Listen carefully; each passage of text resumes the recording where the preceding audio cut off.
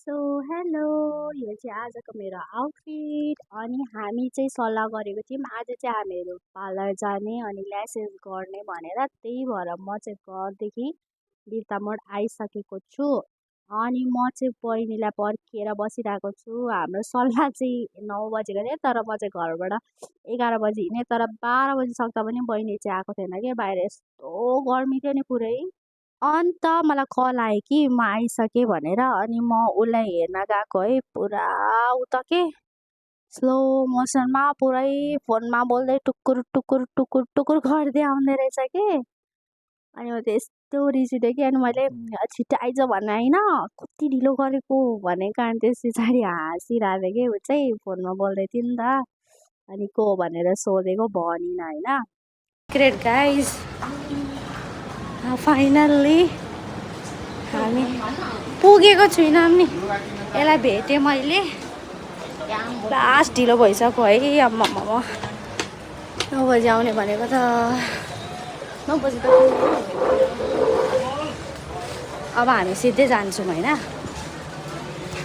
तर कलर चाहिँ उस्तै भएछ है, म्याचिङ। अन्त त्यहाँ पुरा प्याक रहेछ होइन तर हामीले चाहिँ अपोइन्टमेन्ट लिइसकेको थियौँ त्यही पनि एकछिन बस्यौँ अनि त्यस पछाडि बस्दाखेरि हामीहरू सल्लाह गर्दै थियौँ कि ला कस्तो देख्छ होला भनेर पुरा टेन्स भइरहेको थियो होइन।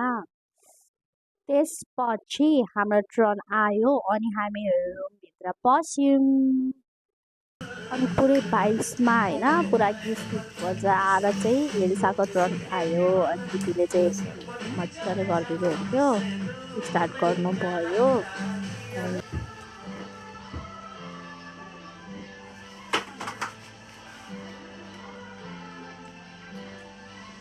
अन्त एल्साको चाहिँ हुँदाहुँदै मैले चाहिँ एक दुईवटा फोटो पनि खिचेँ। त्यतिमा चाहिँ एल्साको सकिएर अनि मेरो पनि स्टार्ट भइसकेको थियो क्या। एकजनाको चाहिँ 40 मिनट्स मात्रै लाग्ने रहेछ नि त गर्नको लागि अनि हामीहरू दुईजनाको सक्यो ल्यासेस। हाम्रो फाइनली सक्यो। तपाईँहरू कहाँ हुनुहुन्छ?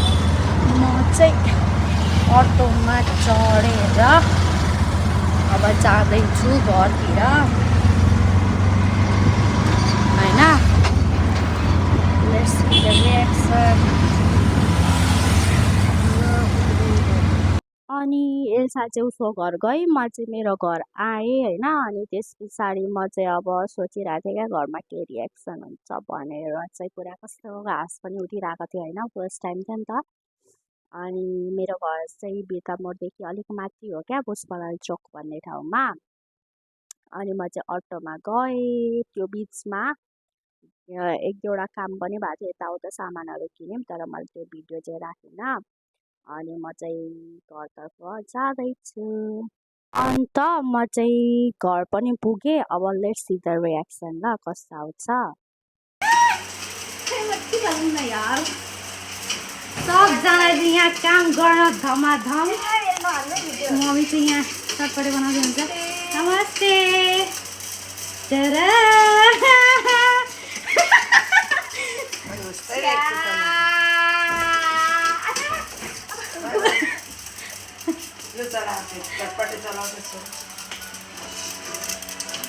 अनि हेभी नगर्ने भन होइन के हो यस्तो बहिनी हेर्नु मम्मी नचिनेको बहिनीले आँखामा के हो अरे नाच्छ